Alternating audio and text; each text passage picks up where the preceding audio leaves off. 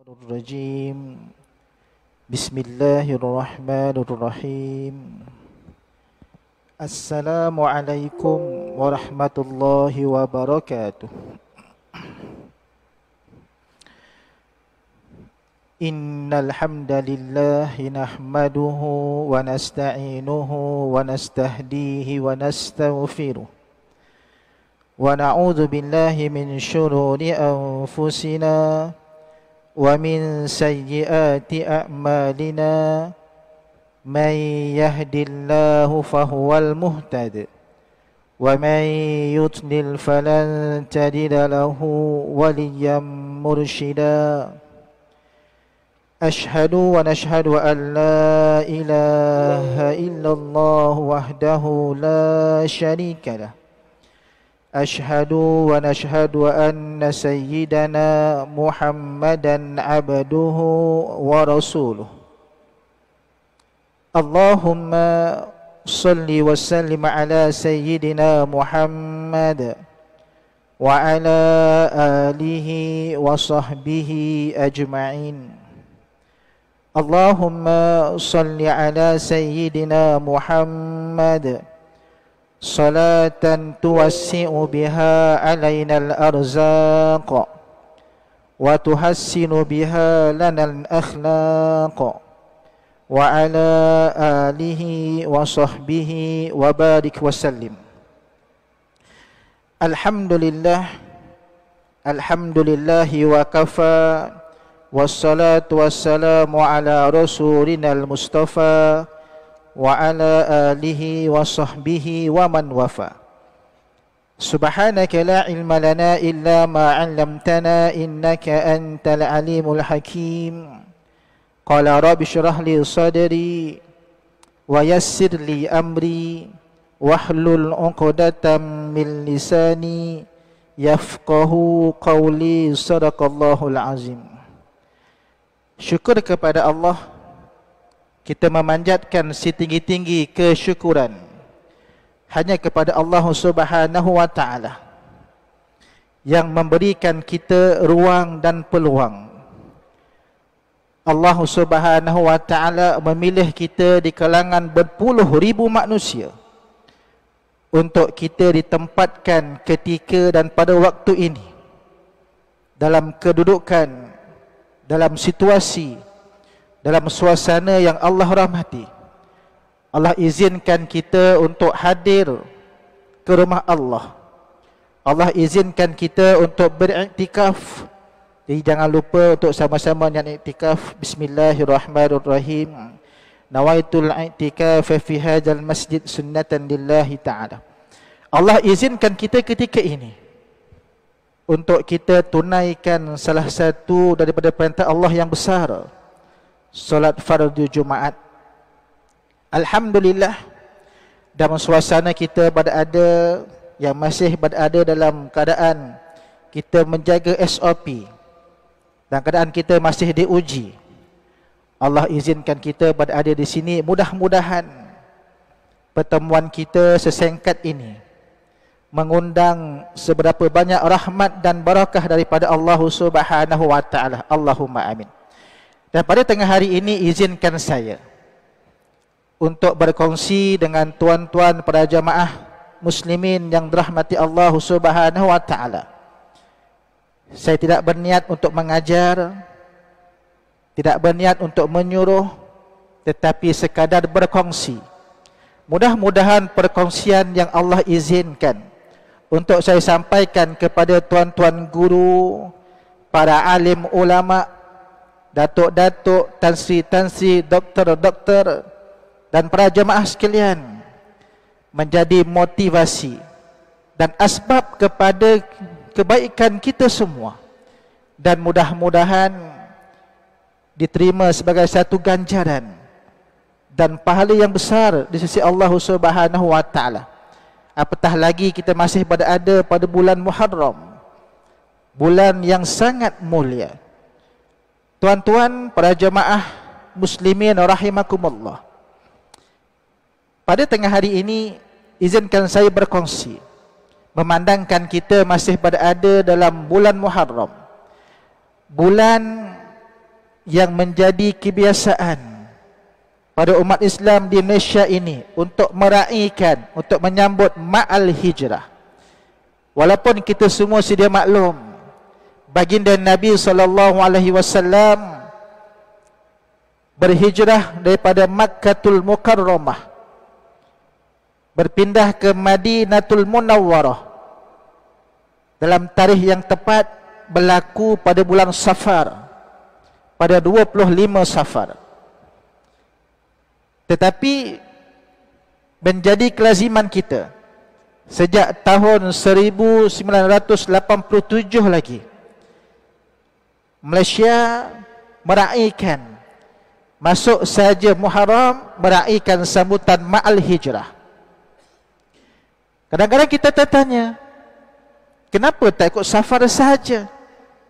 Kenapa kita perlu ambil awal Muharram dengan Hijrah? Ambil poin ataupun relevan ataupun kebaikannya. Hijrah artinya perubahan, artinya perpindahan. Dan kita tahu bulan Muharram di antara bulan haram yang disebutkan dalam Al-Quran. Bulan haram ada 4 bulan. Yang 3-nya berturutan, 1-nya diasingkan. Apa dia?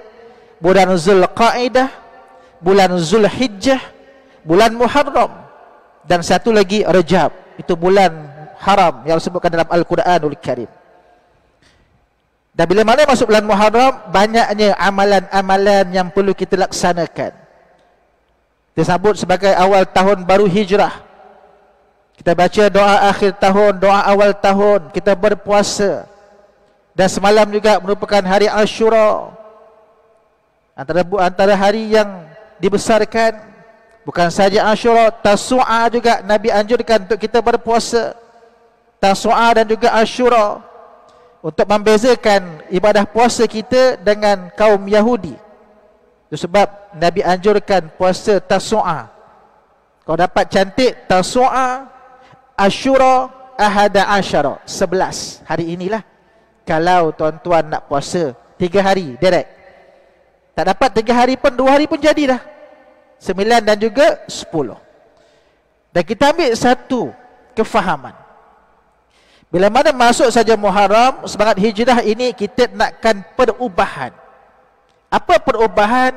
Menjadi orang yang lebih baik, menjadi hamba Allah yang lebih baik, berazam menjadi hamba Allah yang lebih taat kepada Allah Subhanahu wa taala.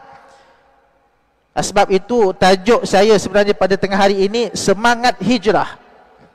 Kita nak ubah lawan menjadi kawan. Semangat hijrah, ubah lawan menjadi kawan. Apa artinya? Tuan-tuan, pada jamaah yang dirahmati Allah Subhanahu wa taala, dalam usaha kita nak berubah menjadi lebih baik, dalam usaha kita nak kita berhijrah kehidupan kita menjadi lebih cantik, pasti kita ada lawan kita. Dalam erti kata lain, musuh yang tak nak kita berubah pun.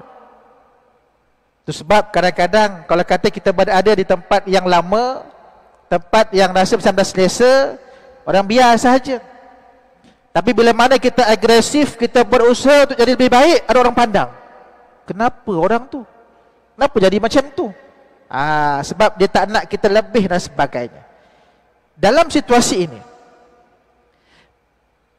para ulama meletakkan ada beberapa lawan, ada beberapa musuh yang menjadi ataupun yang menghantui manusia di atas muka bumi Allah ini.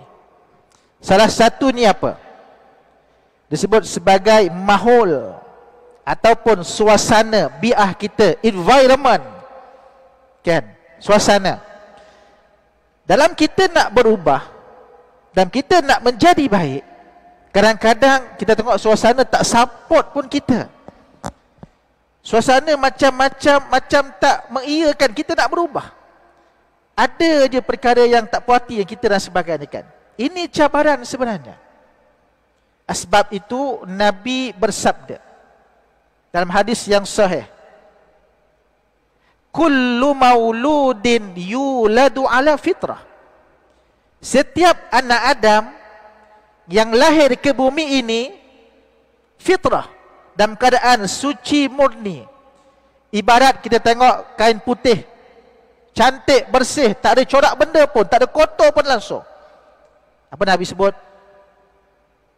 Fa'abawahu, maka ibu bapanya. Setengah para ulama membuat huraian. Fa'abawahu bukan saja pada ibu bapa, termasuk environment, persekitaran, mahul, keadaan, suasana yang akan mencorakkan anak tadi. Sama ada Majusi, Yahudi ataupun Nasrani. Dan keadaan ini para ulama meletakkan antara salah satunya kehidupan kita di rumah. Kehidupan kita di rumah. Mungkin barangkali antara hikmahnya sampai ke hari ini, hampir 2 tahun dah kita berkurung dekat rumah. Kalau sebelum ni kita berada juga dekat rumah, tetapi mungkin sekitar 10 jam ke 12 jam saja dekat rumah sebab kita bekerja.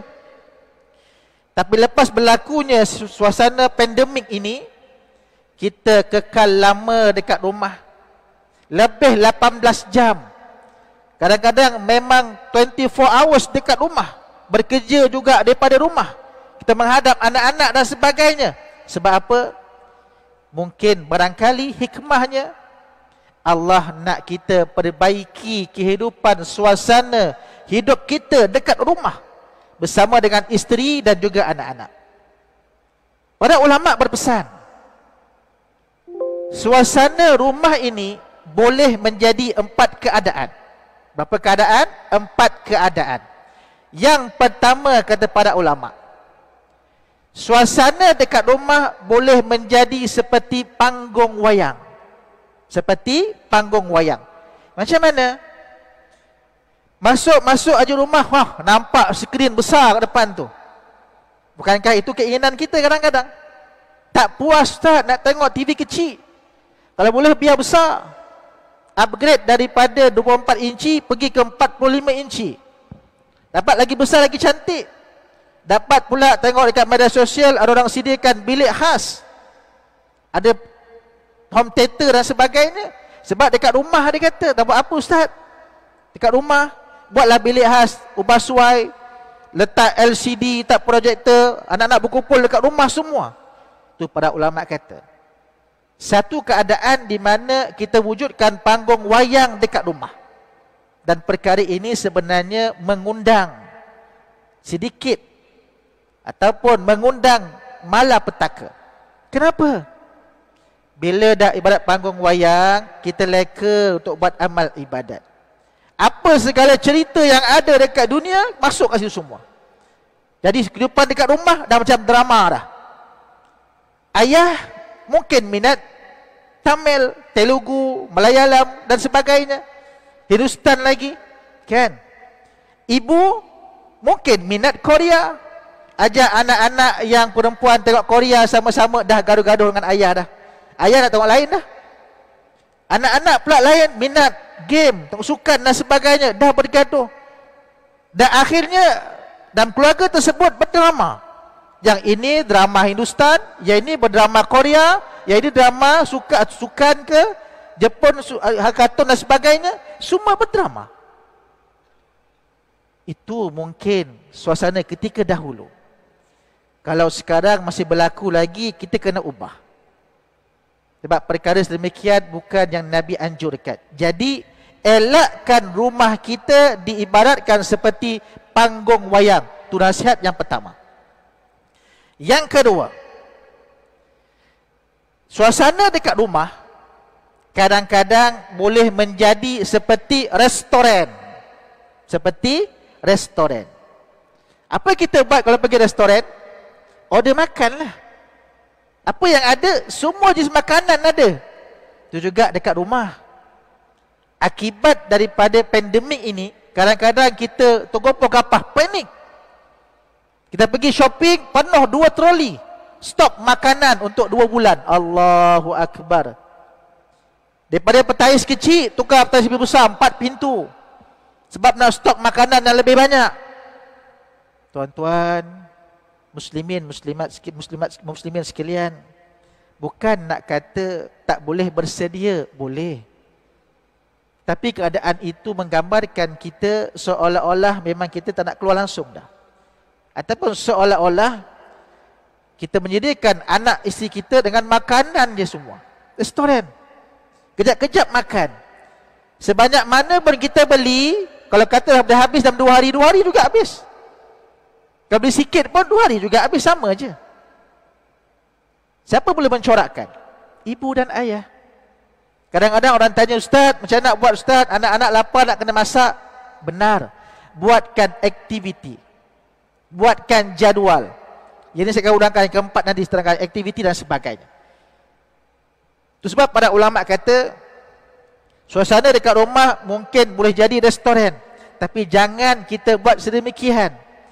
Hatta Nabi sendiri pun tak makan kenyang dalam tempoh 2 hari.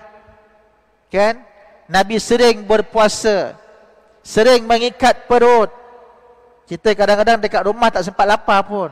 Sebab tak buat apa nak buat. Tengok TV, tadi macam wayang tadi. Tengok TV, kejap pergi dapur makan. Lepas tu makan lagi. Lepas tu makan lagi. Kan? Itu sebab kita kena perbaiki sama-sama. Bukan itu yang Allah kehendaki. Bukan itu yang Nabi suruh. Elakkan rumah kita menjadi restoran. Itu yang kedua.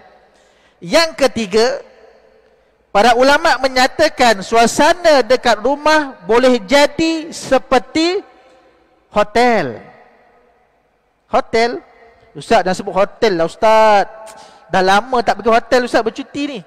Anak saya sendiri pun cakap, Baba, lama lagi ke PKP?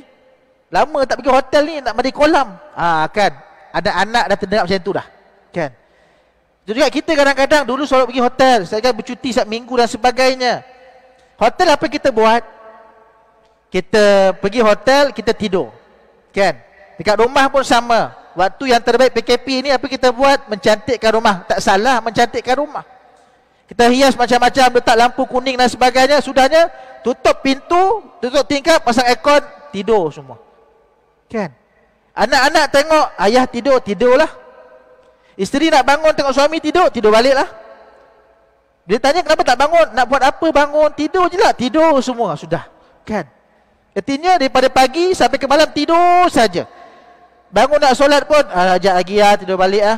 Sekejap lagi lah, penat. Suasana tu berlaku. Dan bukan itu yang kita kena buat sebenarnya. Yang keempat, sepatutnya elakkan menjadi seperti panggung wayang. Elakkan rumah kita menjadi seperti restoran. Elakkan rumah kita menjadi seperti hotel. Tetapi jadikan yang keempat ini, yang Nabi anjurkan kepada kita semua. Dan mungkin ini barangkali yang Allah berikan suasana ini untuk kita belajar hikmahnya. Apa dia? Hidupkan majlis-majlis ilmu dekat rumah.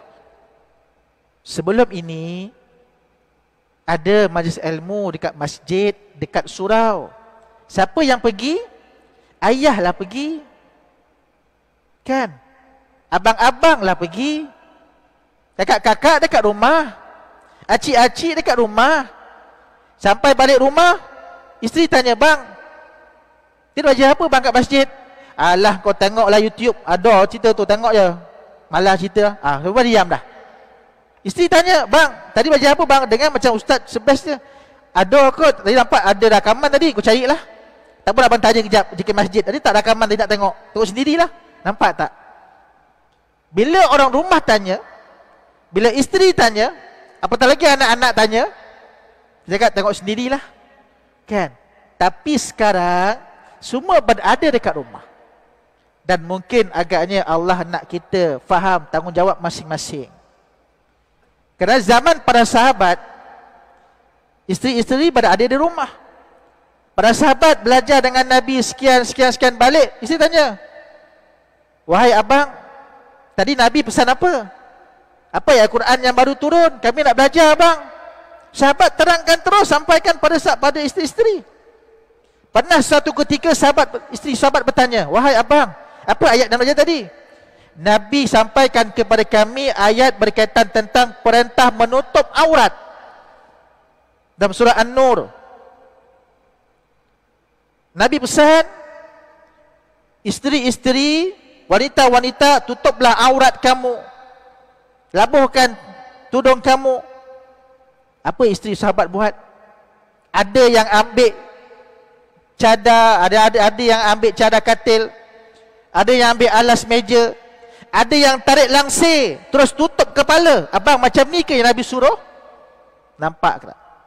Mereka berusaha sungguh-sungguh sebab nak faham bab ilmu. Itu zaman mereka. Zaman kita hari ini, oleh kerana ada media sosial, kita cakap tengok sendirilah. Tapi sebenarnya suami, abang-abang, ayahlah yang mencorakkan kehidupan dekat rumah. Hidupkan suasana majlis ilmu dekat rumah. Mungkin itu yang Allah nak kita fahami sungguh-sungguh. Bermula bagaimana? Solat berjamaah dekat rumah. Walaupun sekarang dah buka dah, alhamdulillah, tetapi ada hadnya. Kita buat jadual gila-gila. Jumat minggu ni datang, minggu depan tak datang dah. Buat solat Jumat, solat zuhur dekat rumah, buka TV, tak dengar khutbah Jumaat dan sebagainya. So anak-anak dengar sama-sama. Oh, kadang-kadang ada anak bertanya, khutbah Jumaat tu macam mana ya? Macam mana ya? Kita cakap, alah ustaz tu imam naik atas baca pegang tongkat tu lah. Kita kata tu kan. Terangkan mereka, tunjukkan kepada mereka. Sebab apa? Ini ilmu. Dan bukan itu sahaja. Ambil ruang dan peluang untuk bersama-sama berjamaah dekat rumah. Hidupkan pembacaan Al-Quran dekat rumah. Sebelum ni mungkin kita kurang faham, kurang mahir. Tak apa. Jemput ustaz untuk mengajar online pun tak apa. Belajar sama-sama, ngaji sama-sama. Hidupkan rumah kita dengan perkara kebaikan. Ini yang Nabi anjurkan. Dan semangat hijrah ini kita nak ini berubah.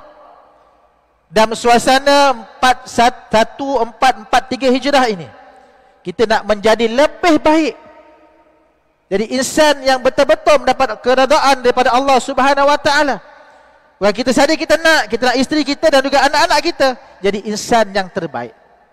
Kita nak ubah rumah kita tadi yang umpama macam lawan kita, musuh kita, yang menyebabkan kita lalai, berubah menjadi kawan kita. Balik rumah rasa seronok, nampak isteri, nampak anak. Balik rumah rasa seronok, dapat mengaji sama-sama dengan anak, dapat solat berjemaah dengan anak-anak, dapat doa sama-sama dengan anak-anak. Kan seronok begitu. Jadi ambil semangat untuk kita berubah. Bermula daripada sekarang. Satu. Yang kedua, tadi suasana yang berada di luar kita. Yang kedua, suasana yang berada dalam diri kita sendiri. Ataupun lawan kita, musuh kita. Apa dia? Nafsu. Nafsu.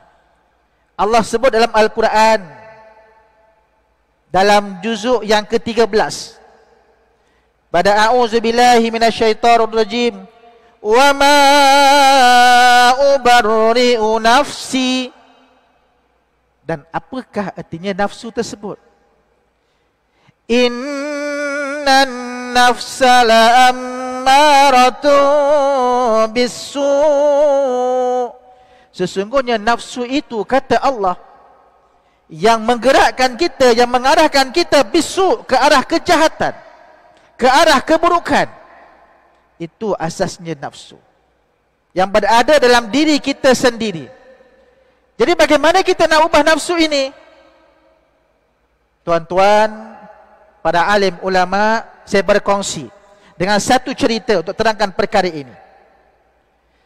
Suatu hari, cicit baginda Nabi SAW yang bernama Al-Imam Ali Ar-Ridha, dia pergi musafir. Dalam keadaan dia bersafir tersebut, sampai di satu kawasan, dan keadaan dia naik kuda, dan serban dia, ekornya panjang, ditutup muka dia. Sebab dulu kan, ialah naik kuda mana ada Viper kan, datang mana Viper pula naik kuda. Jadi tutup dengan serban dia. Sampai tu kampung, orang tahan dia. Wahai imam, berhenti kejap. Dia kata, wahai imam, boleh tak turunkan tutup muka tu, kami nak tengok. Sebab mereka tahu tu cicit baginda Nabi SAW. Bila dibuka sahaja, ada yang menangis, ada yang dudukkan muka dan sebagainya.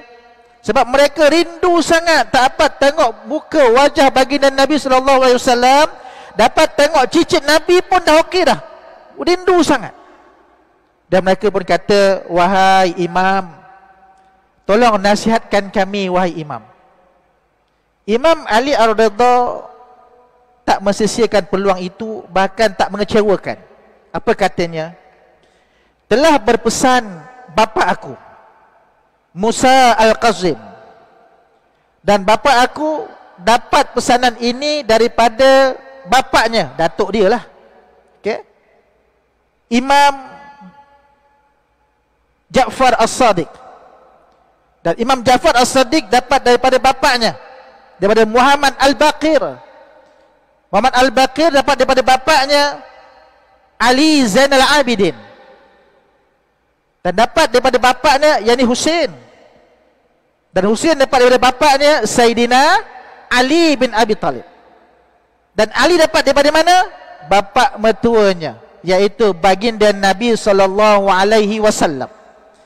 Dan Nabi menyatakan, Jibril pernah datang kepada aku dan membawa satu hadis kursi.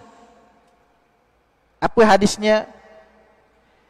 Inni anallah, sesungguhnya aku ini Allah. La ilaha illa ana, tidak ada Tuhan yang wajib disembah melainkan aku, Allah, kata Allah. Man aqarrani bitauhidi, barang siapa yang berikrar, barang siapa yang bersaksian dalam diri dia tauhid kepada Allah, dakhala hisni, dia telah masuk dalam benteng aku, kata Allah.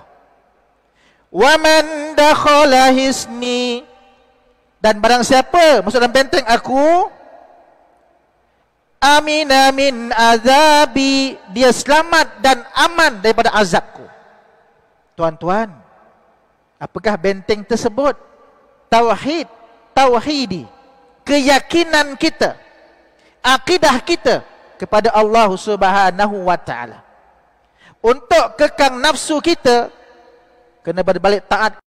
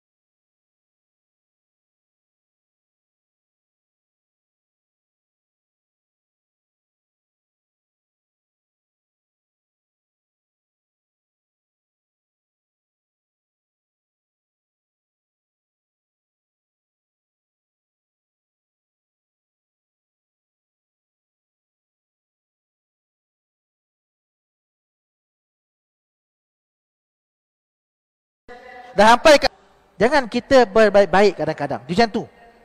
Cuba wujudkan propaganda dan sebagainya untuk bermusuhan. Sebab itu Allah nak kita sen kebaikan di rumah. Bagaimana kita dengan isteri kita, dengan anak-anak kita,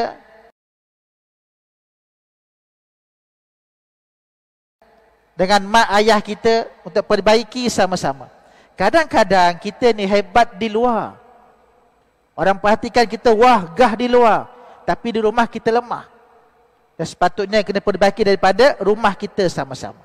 Bermula daripada organisasi yang kecil, naik kepada besar dan sebagainya, baru generasi itu hebat.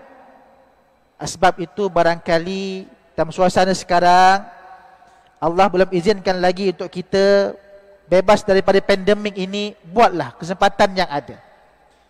Kita lihat bagaimana mereka yang di rumah dapat wujudkan suasana yang sangat baik, yang cantik, wujudkan suasana yang Allah redha, yang Allah berkati, dengan majlis ilmu, dengan baca Al-Quran. Usahakan. Dan paling penting, jika kita mampu, ajak isteri dan anak-anak kita semua bangun malam bermunajat kepada Allah. Itu yang terbaik. Kita usaha sama-sama. Saya juga ada anak, ada isteri. Kita usaha sama-sama agar Allah berikan kekuatan kepada kita. Kalau tak mampu mula-mula, kita seorang-seorang dulu pun tak apa. Kadang-kadang anak tanya pesan, ayah bangun ke? Anak cakap, besok kejutkan? Kita tak paksa. Besok kejutkan? Besok kita kejutkanlah. Kalau anak tak bangun, jangan marah. Tak apa, kita biarkan dulu. Sampai dia akan rasa, seronoklah yang nak bangun malam lah. Kita nakkan mereka sedar sungguh-sungguh agar adanya pergantungan dan nikmat beribadat kepada Allah Subhanahu Wa Taala. Ini barangkali yang ramai kita leka dan terlalai sebelum ini. Sebab duk keluar, kita abaikan kehidupan dekat rumah. Sebelum ni kadang-kadang malas nak balik rumah. Balik rumah susah kadang-kadang, gaduh dengan isteri kadang-kadang, penat. Balik kat rumah, stres tengok anak-anak. Kan? Kita nakkan ubah suasana itu jadi aman damai. Menjadi tenang, agar kita balik rumah penuh dengan rahmat Allah, penuh dengan keberkatan Allah, seronok. Bukankah itu yang kita inginkan? Sebab kita nakkan supaya kehidupan kita balik kepada Allah Subhanahu Wa Taala. Jadi dua perkara ini, mudah-mudahan tuan-tuan, para alim ulama, tuan-tuan guru muslimin rahimakumullah, dan semangat hijrah ini kita berubah satu, jadikan rumah kita rumah yang terbaik. Rumah penuh dengan suasana keharmonian, keamanan, yang kebaikan. Kita nakkan diri kita juga dapat kekang nafsu kita. Walaupun Allah sebut dalam Al-Quran, Allah menyatakan, wa nafsin wa ma sawwaha fa'alhamaha fujuraha wa taqwaha. Dalam diri kita ini dua elemen yang kuat. Satu fujur, yakni nafsu. Yang kedua takwa. Dan pilihan di tangan kita. Kita nak masuk syurga, nak Allah redha kepada kita, pilih takwa. Tekan nafsu tu. Tapi kalau tak nak, bukan tuan-tuan, tu sebab kita kena sungguh-sungguh. Usaha sungguh-sungguh. Allah beri peluang kepada kita yang hidup ini untuk perbaiki kehidupan kita biar lebih cantik. Jadikan hari ini lebih baik daripada semalam. Dan kita berazam sungguh-sungguh agar esok lebih baik daripada hari ini. Jadi cukuplah perkongsian pada tengah hari ini. Mudah-mudahan Allah sampaikan hajat ini, motivasi ini untuk kita sedar sama-sama. Dan Allah berikan kemudahan kepada kita untuk amalkan dan jadi insan terbaik, insya-Allah. Mudah-mudahan agar Allah berkati kita, Allah selamatkan negeri kita, selamatkan negara kita, dan semua seluruhnya umat Islam di dunia ini mendapat kemenangan dan redha daripada Allah Subhanahu Wa Taala. Allahumma amin. Sekian daripada saya. Sekian aku qauli hadza. Wassalamualaikum warahmatullahi wabarakatuh.